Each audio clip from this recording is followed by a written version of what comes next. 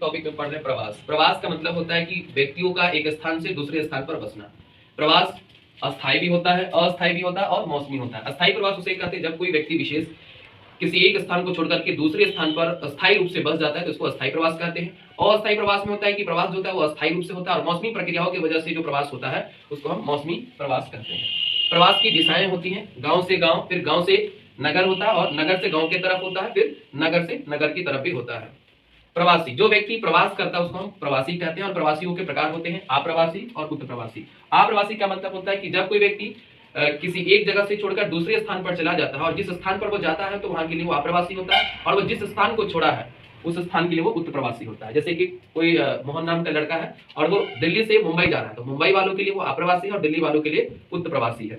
फिर आता है कि प्रवास का स्थान। प्रवास का स्थान उद्गम स्थान यानी ओरिजिन पॉइंट और गंतव्य स्थान डेस्टिनेशन पॉइंट होता है। उद्गम स्थान जहां से कोई व्यक्ति जो जिस जगह को छोड़कर जा रहा है तो वह जगह उसके लिए उद्गम स्थान होता है। जहां पर पहुंचता है, जहां पर प्रवास करके जाता है वो गंतव्य स्थान होता है।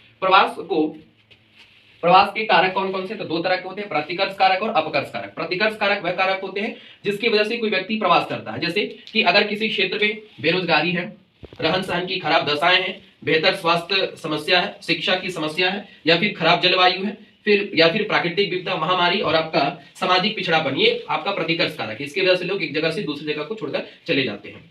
प्रवास का एक अपकर्ष कारक है।